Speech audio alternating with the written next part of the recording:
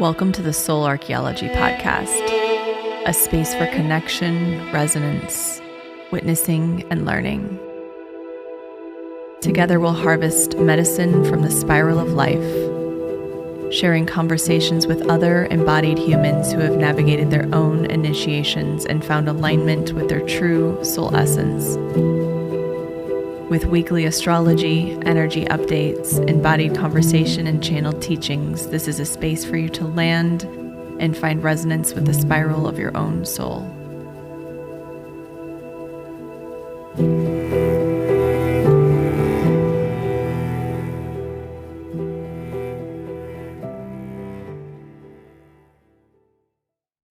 Hello friends, welcome back to Soul Archaeology.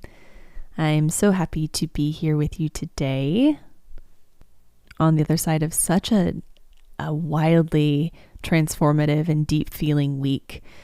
Last week we had the new moon in Cancer on July 5th, which was held at the exact point of the Sirius Gateway, which happens every year between July 4th and 8th, and it's when the sun aligns with our spiritual sun, Sirius, the star Sirius.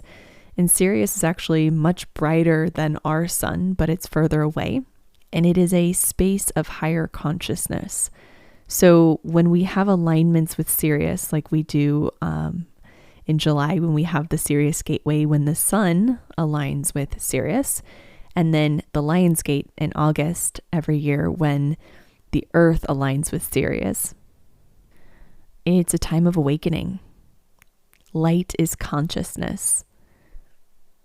And Sirius is a space of higher consciousness. Love, purity, truth.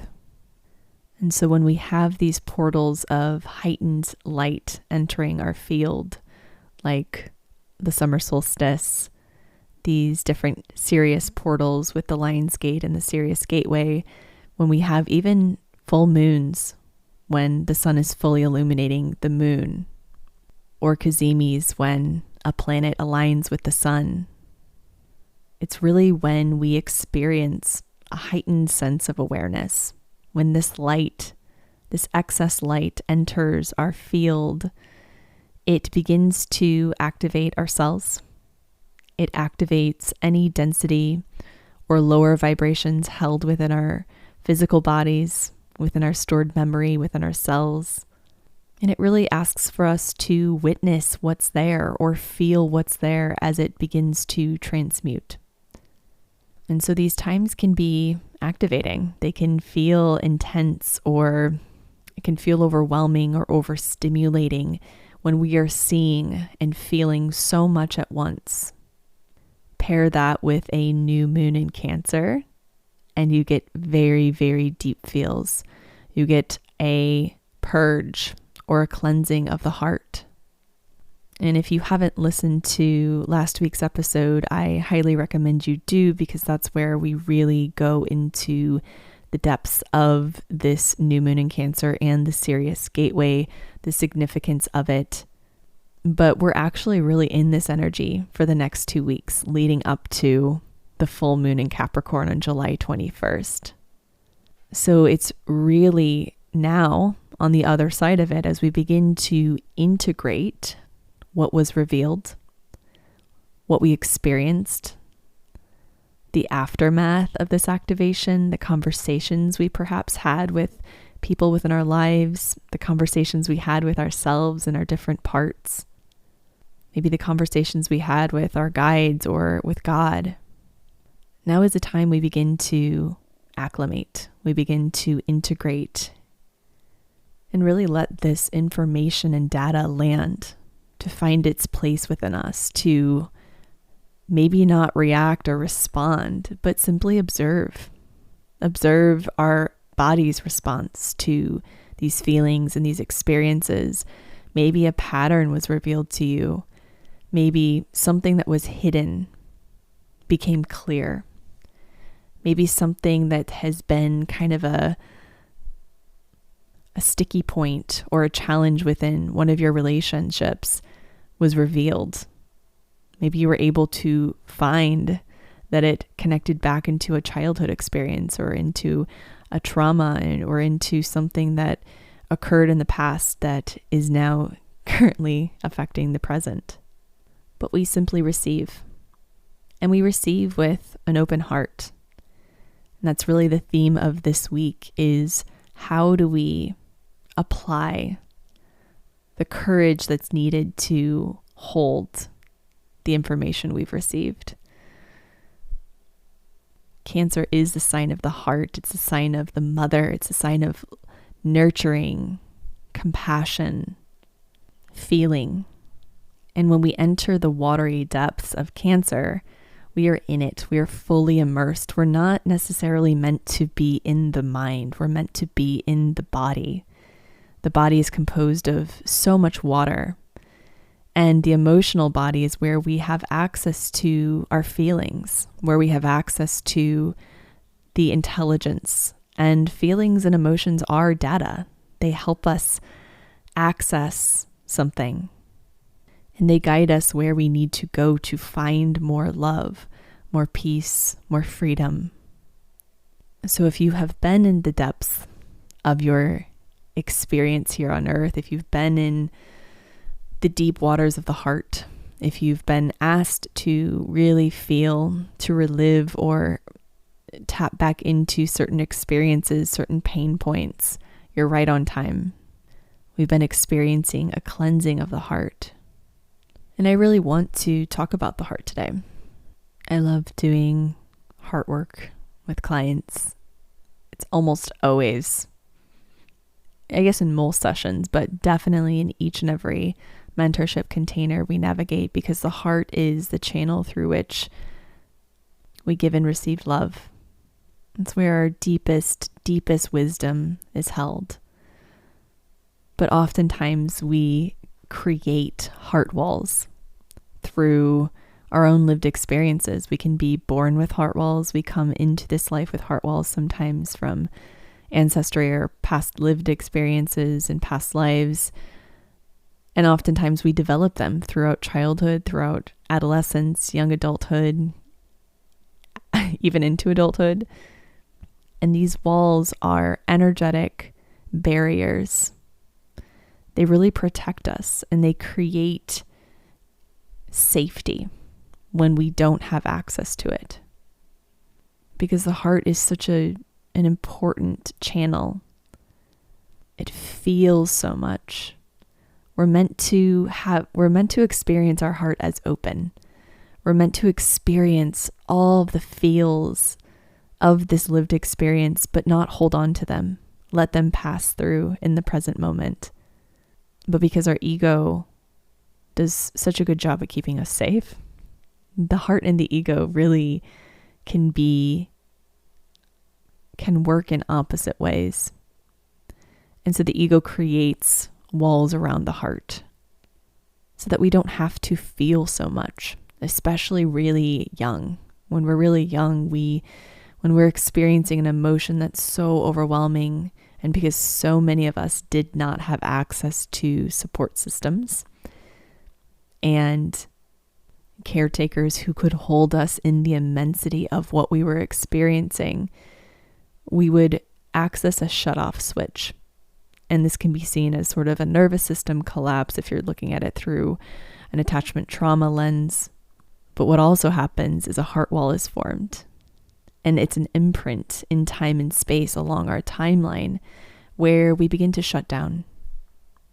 And we do whatever we can to not have to feel so much as we did when being totally and completely alone in processing and feeling what that was. The tricky thing about heart walls is, although they serve the ego in a lot of ways, they serve all of our survival mechanisms we have sort of installed unconsciously within us, it also keeps us protected from love as well. And what I notice is people who really struggle with finding love in their life, feeling seen, feeling wanted, feeling attuned to, there's so often heart walls preventing them from feeling that. It's not that, or not always that there are not enough people in their life to see them or attune to them, but there are energetic blocks, walls around the heart that prevent them from actually getting to feel it. And then this goes even deeper because then we form patterns and behaviors rooted in those walls. So we begin to form avoidant mechanisms and techniques to prevent ourselves from that disappointment or that rejection or that abandonment. And it just continues along this spiral and this cycle of looping through the same experiences, the same disappointments, the same relational imprints. An open heart is freedom. It's liberation. It's risky as hell because we don't have walls to protect us from feeling so much. But it's what we seek. It's the liberation, the peace, the deep love, the attunement, the being seen that we seek so desperately in this life. And so we have been in a process of dismantling heart walls. Now, this doesn't mean that you have to walk through the world with your heart blasted open just to, be open to everyone's feelings and experiences. There's an important building process that goes along with this where the heart is open, but you have energetic boundaries, you have physical boundaries, you have mental boundaries, you are practicing spiritual hygiene. So you have protection around your auric field. You have a strong and straight spine where you feel like you can say no, where you're rooted in your worth. And this is really all of the work that goes along with dismantling heart walls. But this process is really, really where we find what we're seeking. In order to access our heart walls, we have to witness ourselves very clearly. And this is the role of Saturn retrograde, Neptune retrograde in Pisces. This is the role of this month with the second Capricorn full moon, this new moon in Cancer. It is revealing to us where we participate in our own patterns of pain and suffering, where we shy away from big love, where we hold fear around being seen, around being loved, around being accepted or rejected. And this just guides us straight into this week where we have Venus entering Leo on July 11th. The same day we have the Sun trine Saturn retrograde. Such an illuminating time.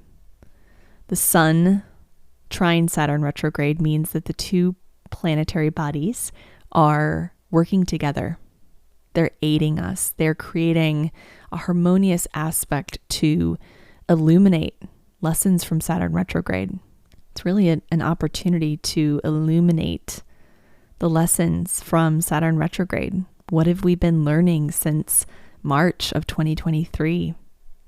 It's an opportunity to see any patterns of escapism or lack of self-awareness or self-responsibility, where we lack boundaries, where we can ask for help, be really clear about our capabilities, where we need assistance, realizing where we can be more resourceful, where we can mature and evolve.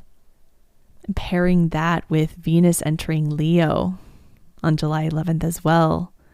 We've been moving through such deep feelings with Venus in Cancer and the Cancer new moon. We have been in the heart work, probably in many ways working through these heart walls, clearing the pains of the past, being with and holding our inner child, mothering, reparenting. This month, this season is all about reparenting. I spoke about that in a few podcasts ago.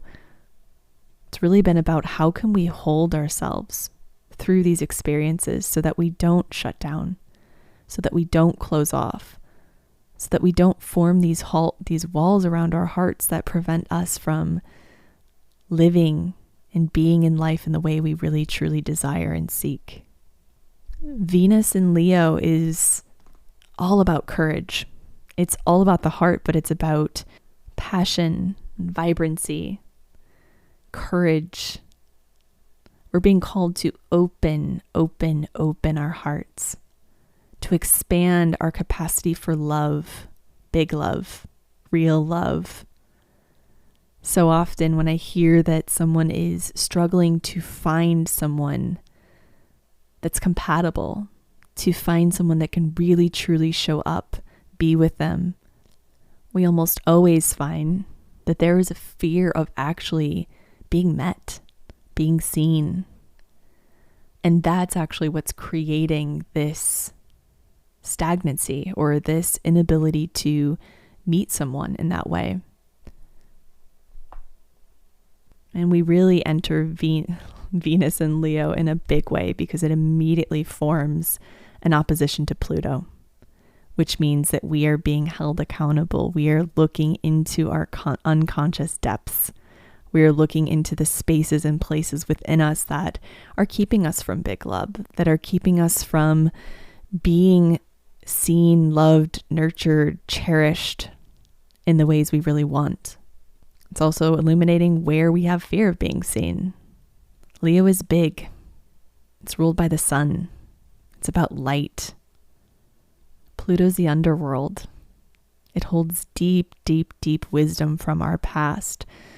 It asks us to excavate and uncover what's held in the past that's keeping us locked in old patterns. This week will once again ask for us to revisit the places and spaces within us that hold us back, that hold past information and data within the heart. Because Pluto also represents power dynamics. Where are we being controlled, or where are we controlling? Where are we in our ego and not in our hearts? Where are we afraid to love and be loved, to give and exchange love freely? Where are we stuck in victim consciousness? So often we stay in these walls around the heart because our ego convinces us it's more familiar and more safe to stay there. This is a time to risk the ego, to let it die, to let it dissolve, to travel deeper into the portal of the heart. Where are we afraid to leave or to seek something bigger? Where are we afraid of being seen? Where are we being self-centered, the shadow of Leo? Where are we not centering self enough?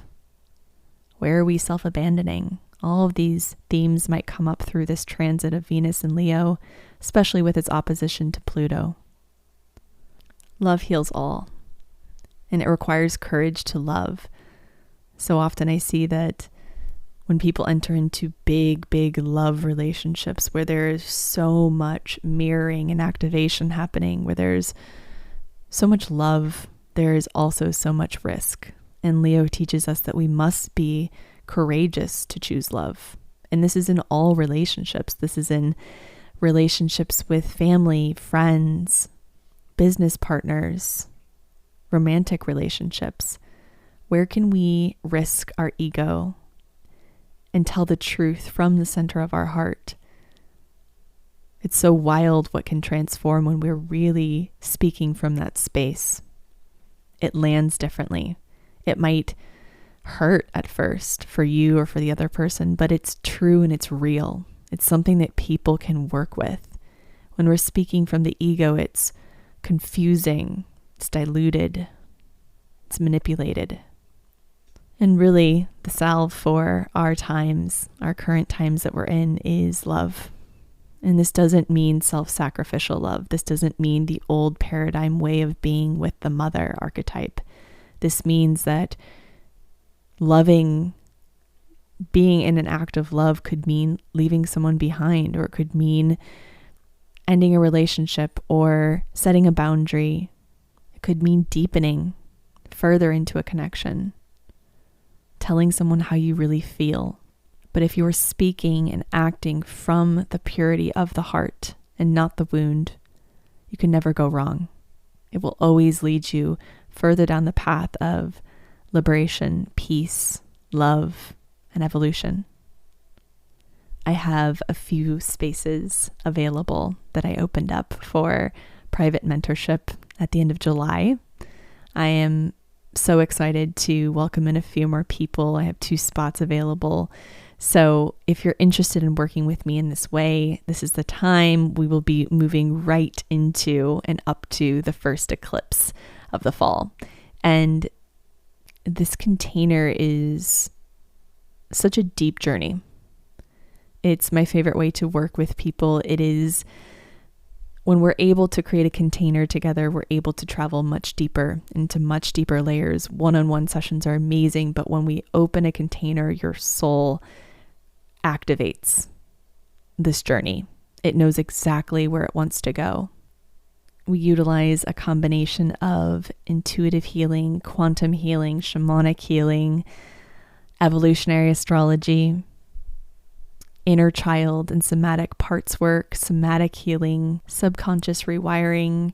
There's so much that we incorporate into this container, and we really tailor it to you, to what you're navigating. It is meant to walk you through an initiation. It's meant to walk you through a transitional space. And I just love this work. So if you're interested, feel free to book a clarity call. I'm taking those this week and next week, and I'd love to speak with you. I am also hosting the second full moon in Capricorn workshop of this Cancer season. So as I mentioned before, we have 2 full moons bookending this Cancer season. It is all about maturation. There's a beginning, which is the full moon in Capricorn solstice workshop we did on the 21st of June. This one will be on the 21st of July, which is the date of the full moon in Capricorn at the end. And so this full moon is all about completion. We are completing something. So I'm really excited to dive into this. These workshops are pretty in depth. We do a lot of channeling, astrological downloads in the beginning, kind of workshopping how you can work with this energy. And then we go into a very deep healing experience, a journey. There's always so much that comes through in these workshops. And so I get some incredible feedback from people on how it really impacted them and the shifts and changes that occurred on the other side of these workshops. So I'm excited to host another on July 21st. You can find that information within the show notes, and also my link in bio on Instagram. And the card I pulled for everyone listening today is the Octopus card, and it's all about regeneration. As a complex master of disguise and charismatic contortionist, Octopus is ever-changing, highly resilient, and totally unlimited. She is an independent queen with 3 hearts, 9 brains, and an incredible talent for regeneration. She's a vessel of everlasting treasures that fuels her total recovery and dispel perceptions of terminality. As a living representation of the power of regeneration, Octopus bestows the auspicious news that, despite profound loss or wounds, life is dexterous. She supports the improbable truth that brokenness is not defeat. We can come back even stronger than before.